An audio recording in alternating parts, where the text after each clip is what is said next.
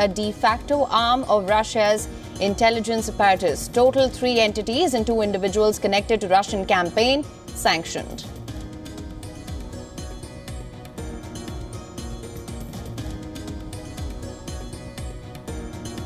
I can say this, we will do large deportations from Springfield, Ohio.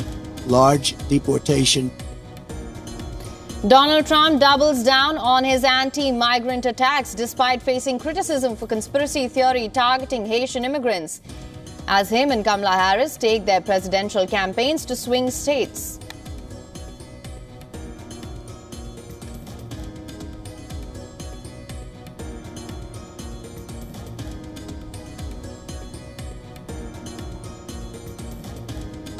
The Israeli army shows exposed tunnel shafts in Rafah's Tel al-Sultan area that they say were uncovered in southern Gaza, including an underground chamber where bodies of the 6 Israeli hostages were earlier recovered.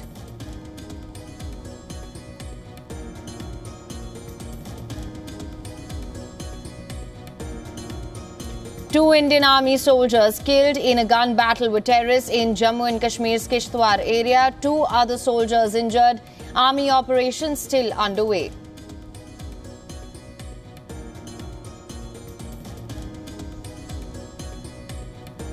I'm grateful that, it's played out the way it has. We're here. We're safe.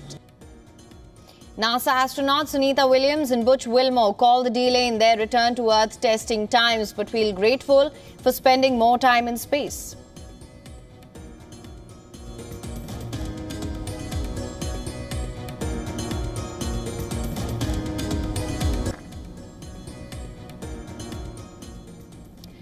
Now, UK Prime Minister Sir Keir Starmer said that him, along with US President Joe Biden, will discuss Ukraine's use of long-range missiles into Russia at the UN General Assembly in New York the week after next, indicating that the decision was put off for the moment. Let me remind you that Ukrainian President Vladimir Zelensky has been pleading for months to get Ukraine to fire Western missiles, including US ATACMS and British Storm Shadows, deep into Russia. However, Russian President Vladimir Putin has warned that NATO would be at war with Moscow if it gives Kyiv the go-ahead. Now, in a meeting with Starmer at the White House, Biden played down the warning by his Russian counterpart. Elsewhere in the world, I think that secure a deal in the Middle East, release the remaining hostages. I don't think much about Vladimir Putin. Now, before the meeting, White House had taken a similar tone, calling the threats of the war incredibly dangerous but not new. And this war can end. This war, the war that we're seeing in Ukraine, the aggression from Russia can end today. Can end today. Russia can move their troops out of Ukraine, and it can end. So that type of rhetoric is incredibly dangerous, but it's not new. It's certainly not new. Now, in the midst of the threats, the German Air Force on Friday said that a Russian military plane was intercepted by NATO planes and was escorted out over the Baltic Sea. Meanwhile, the United Nations Security Council meeting, U.S. accused Iran and China of prolonging the Russia-Ukraine war. Deputy U.S. Ambassador to the United Nations, Robert A. Wood, highlighted the seriousness of transfer of weapons and their components into the conflict in Kyiv, which he underscored was started by Moscow. Transfers to the aggressor are enabling the largest invasion of Europe since World War II, prolonging the conflict, undermining the UN Charter, and endangering European security. Now, tensions persist on the battlefield. 2 people were killed in a Russian airstrike in Ukraine's Sumy region.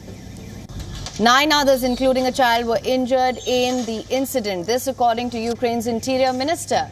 The ministry added that the attack damaged residential and administrative buildings as well as cars.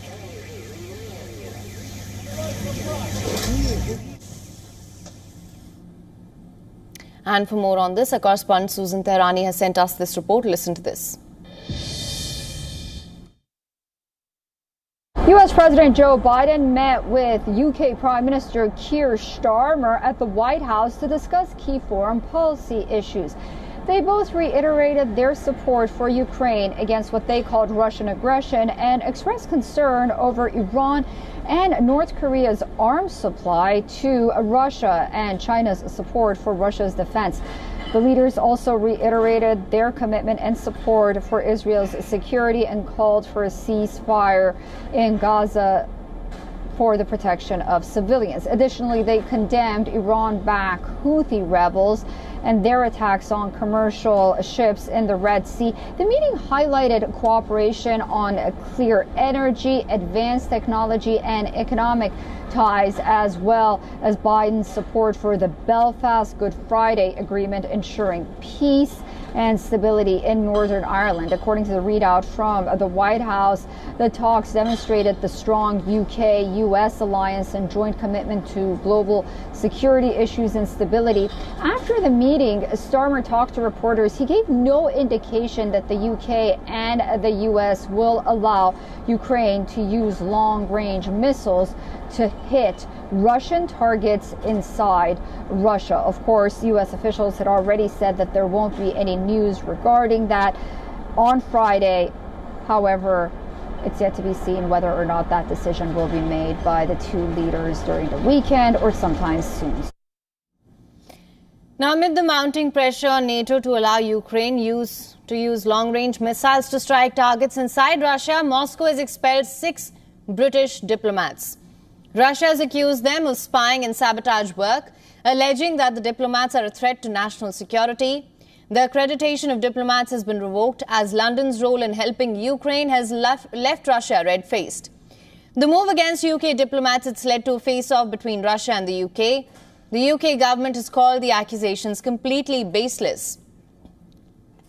Earlier, the UK had expelled the Russian defense attaché and removed diplomatic status from several Russian properties in May. But Russia says its own action is not related to any effort to sever diplomatic ties with UK. Russia has announced that the expulsions just hours before the talks between British Prime Minister Keir Starmer and US President Joe Biden in Washington. The talks are seen as a crucial step towards Kyiv getting the go-ahead of the use of long-range missiles against Russia. However, the move, of course, as I mentioned earlier, Sir Keir Starmer and US President Joe Biden have put off the decision at the moment. The move also comes a day after Putin issued a strong warning to the United States and NATO allies, saying that the West will be directly fighting with Russia if it allowed Ukraine to strike Russian territory. Meanwhile, Russia's ally China has stated that dialogue is the only way to end the conflict. There's no winner in war and conflict, and confrontation leads nowhere. The more acute the conflict, the more we cannot give up dialogue and consultation. The end of any conflict is reconciliation.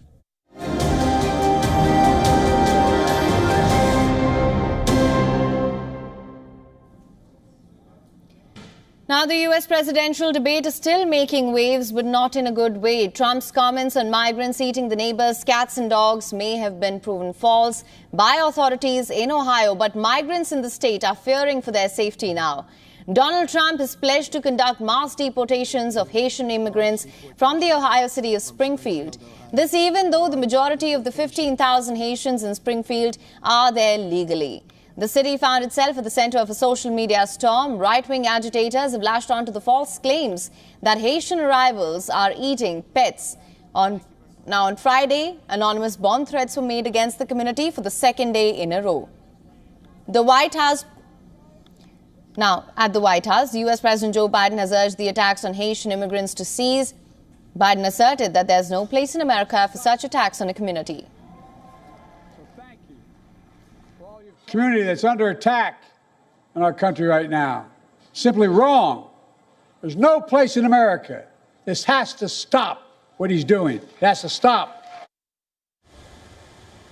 Haitians living in Springfield, Ohio say they're on edge after Republican Vice President nominee J.D. Vance amplified false claims about immigrants there. The small city of 62,000 is in the national spotlight as Republican politicians, most prominently Trump at this week's presidential debate, spread baseless rumors that immigrants were eating the area's cats and dogs. City officials say there have been no reports of anybody eating pets. Springfield has seen some 15,000 immigrants from Haiti arrive in recent years. It has reshaped the city after a half-century of decline, offering some promise of economic revival along with growing pains. Wages have surged with rising number of job openings, though the city's schools and health clinics are under strain and rents have risen. What has not risen is crime, according to interviews with a dozen local, county and city officials, as well as police data. The derogatory claims are weighing on Haitians in Springfield. This is Rose Tamar Joseph, the secretary of the local Haitian Community Help and Support Center. Since Monday, after the tweet of the Senator Vance, the Asian community in Springfield are a little bit shocked and frustrated. And a lot of them are maybe talking about leaving Springfield. Mark, who didn't want to reveal himself on camera or share his last name, said he's been harassed at work. I quitted my job last week because I was harassed, retaliate, even they tried to demote me because as a guy, employees would call me Asian, call me at work, and the company didn't do nothing. And I think it is not good. But I don't really feel like actually I'm welcome in Springfield. Trump, however, has continued his attacks on Kamala Harris as he rallied against her in her home state of California. Trump accused Harris of having been soft on crime in her previous positions as a California senator and the state's attorney general. Now, after a fundraiser in North California, Trump will head to the swing state of Nevada. Harris, meanwhile, is campaigning in another swing state, addressing supporters in Pennsylvania. The vice president said that the nation is ready for a new generation of leadership and that it needs a president who works for all the American people.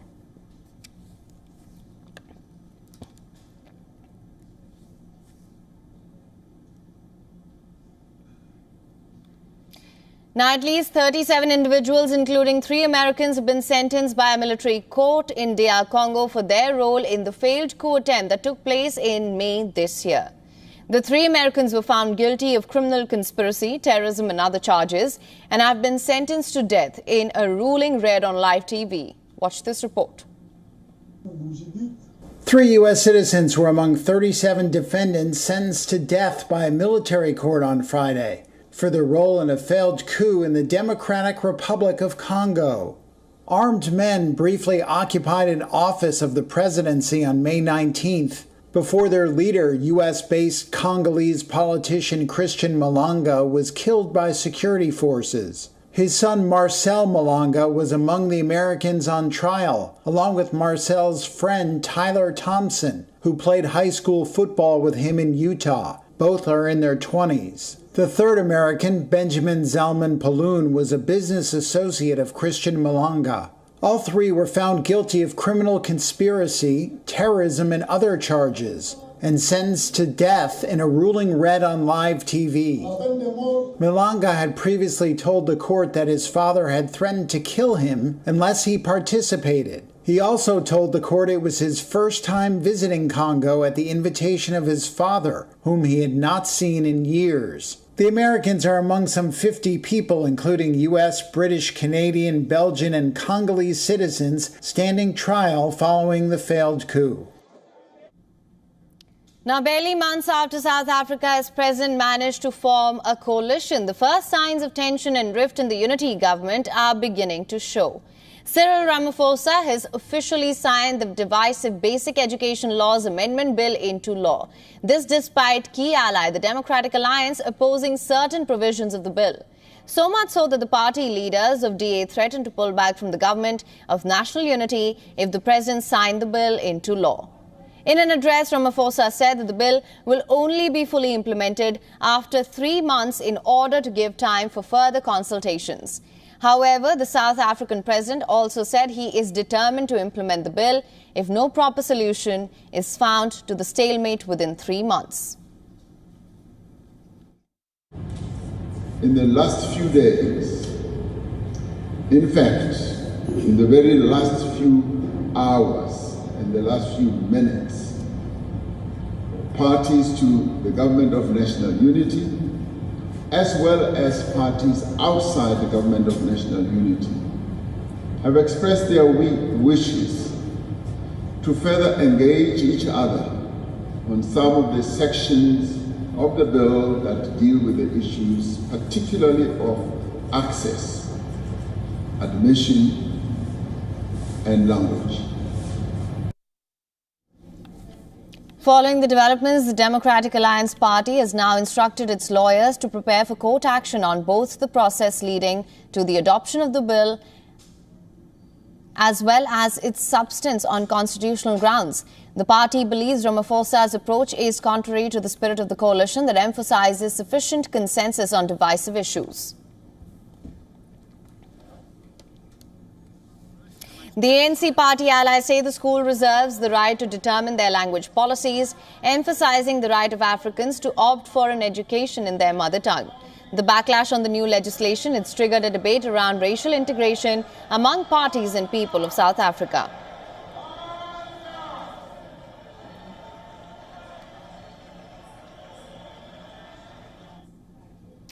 The two NASA astronauts who piloted the first crewed test flight of Boeing and were left behind on the space station took questions for the first time in weeks and said that the Starliner could have carried them home if more time had been available to work through the spacecraft's issues. Had to make some decisions on a timeline, and the timeline came to the point to where we had to decide, is Starliner coming back with us or without us? And we just did not have enough time to get to the end of that runway where we could say that we were going to come back with it. I think we'd have gotten there, but we just ran out of time. Now, this is the first time that astronauts Butch Wilmore and Sunita Williams discussed their mission since Starliner. The Boeing spacecraft that carried them to the space station landed safely on Earth without them last week. The Starliner experienced problems with its thrusters as well as helium leaks as it approached the space station in June. Since then, Boeing and NASA have struggled to assess what went wrong. However, both the astronauts say their training had taught them to quickly adjust to long delays and focus on their mission. So we go with it. 8 days, it was more than 8 days, but 8 days is a number that keeps getting said. It was going to be longer than that. But 8 days to 8 months or 9 months or 10 months, whatever it is, we're going to do the very best job we can do every single day, because that's what the folks that do this type of job have to do. You have to have that mindset because it is not an easy business, like I said. Wilmore further acknowledged the trying times they faced, especially watching the Starliner leave without them, but added that outpouring of concern from people on Earth was heartwarming. When asked if they felt let down by Boeing, this is what they had to say. It was wonderful that it made it back. And the fact that we weren't on it didn't even come into mind at all. It was never like, oh, we shouldn't. No, not at all. Williams said that she missed her family and was disappointed to miss some family events, but added that this is her happy place and she loves being in space.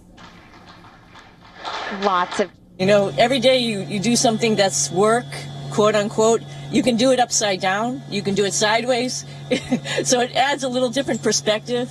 And about staying up here longer, one of the things I was sort of regretting about a short duration flight is I wasn't going to be able to share it with a lot of people. One of the things I like to do up here is sort of write like a little recap of the week and send it down to people so they can see what fun we're having and what kind of work we're doing up here. However, one thing that both the astronauts will not miss is their participation in the upcoming U.S. polls. The pair are planning to cast their ballots in the November presidential elections from space. Williams and Wilmore are now on an extended mission set to end in February, with a planned return on a SpaceX capsule instead of Boeing's Starliner next year.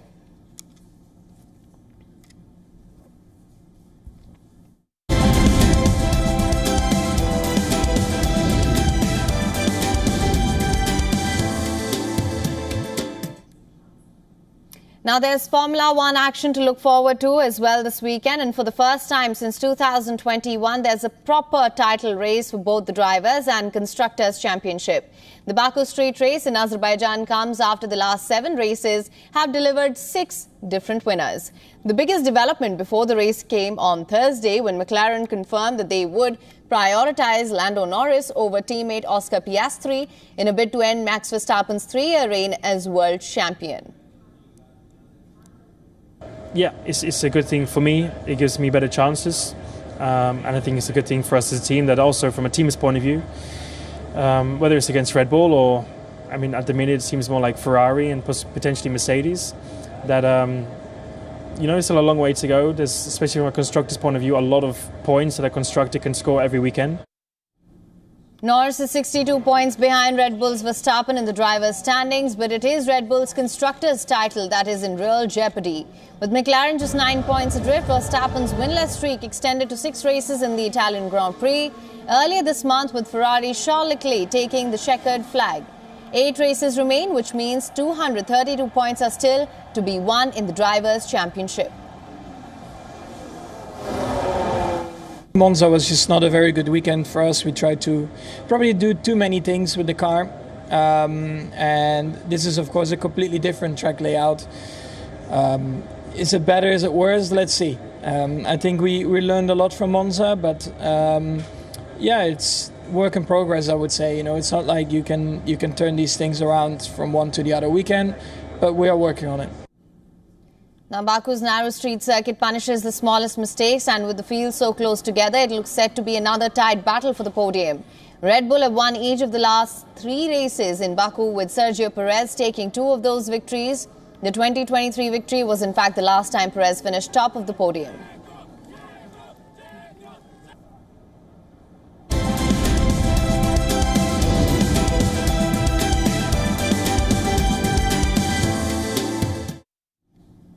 Let's now get you some latest updates from the world of entertainment. Robin Wright and Tom Hanks star are here and now has a release date.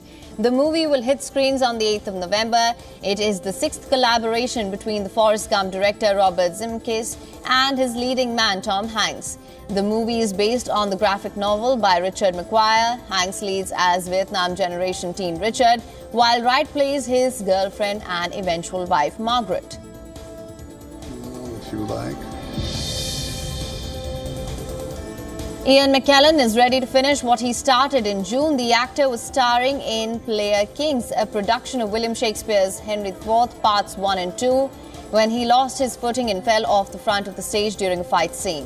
While promoting his new film, the critic McKellen revealed, although he is left with an unhappy memory of the fall, he would like to reprise the role, but at the same time was cautious to make future plans. Taylor Swift drove a huge spike in traffic to US government's vote.gov information site following her endorsement of VP Kamala Harris for president, when Swift, who enjoys more than 284 million followers, shared a link to vote.gov in her story. Within 24 hours, the website saw 405,999 visitors who were referred directly from the singer's account. That's more than 10 times the traffic generated over a recent one-week period. It's unknown how many of the visitors driven by Swift's post subsequently registered to vote, but according to the GSA, on September 11, there were more than 27,000 new registrations.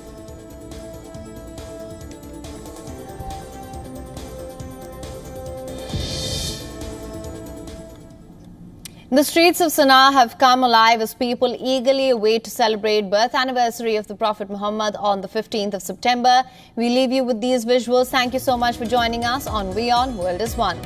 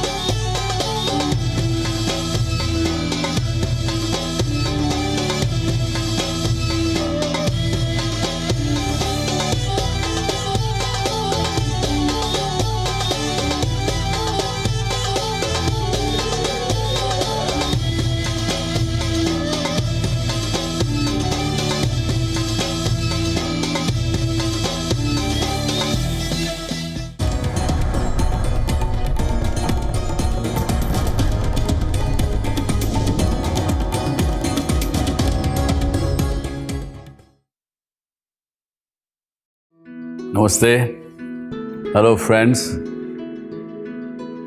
We did Dr. Subhash Chandra show popularly known as DSC show, for 4 years, from August 2014 to August 2018. 28 states of Bharat. Of course, we reached out to all of you in 190 countries across the world. The show was very successful.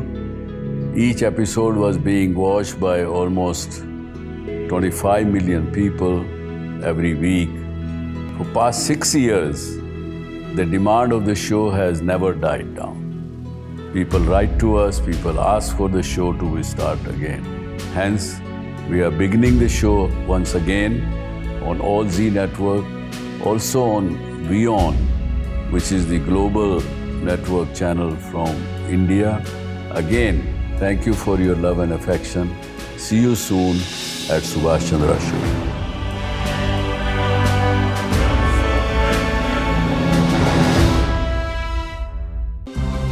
To bring the benefits of the Subhash Chandra Show to your educational institution, teachers and students, send an invitation to Juhi Jha at juhi@such.org.in. Know more, understand better, think ahead. Hello and a very warm welcome. You are watching Gravitas with me, Molly Gambhir.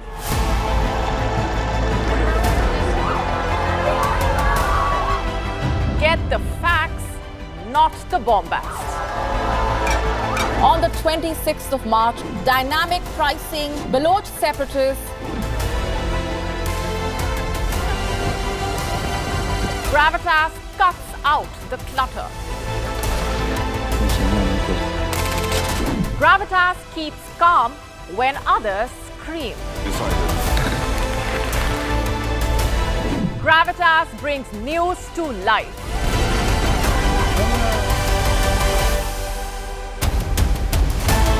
Weekdays, 9 p.m. IST, 3:30 p.m. GMT. Gravitas. Seeing is believing. From the bustling trading floors of Wall Street to the vibrant exchanges of Asian stock markets, WION breaks it down for you to make sense of what's happening, as we reveal the key factors behind events, strategic battles, and the game-changing business decisions that shape the world. We bring you all of this and more on World Business Watch.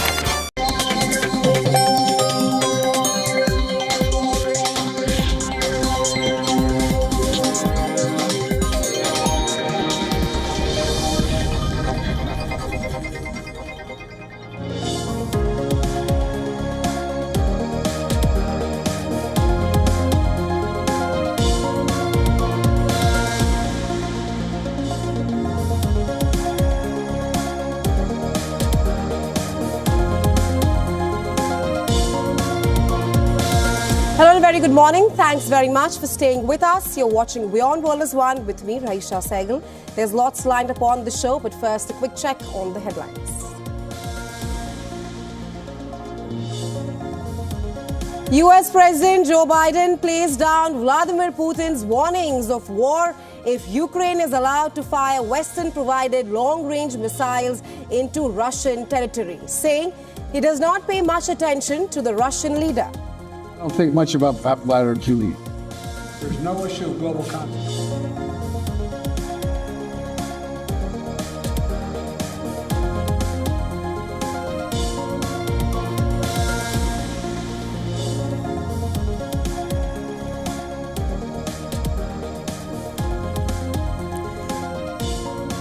British Prime Minister Keir Starmer and US President Joe Biden delay a decision to let Ukraine fire long-range Western-supplied missiles into Russia, a plan that sparked threats from Moscow of a war with NATO.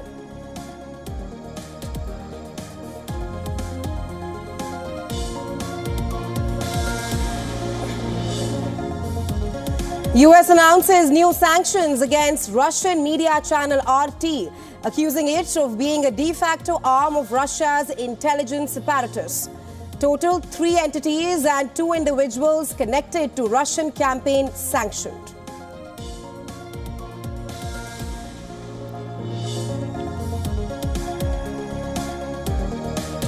US military says 4 ISIS leaders were killed in its raid in western Iraq on August 29th that killed 14 operatives, including the head of the jihadist group's operations in the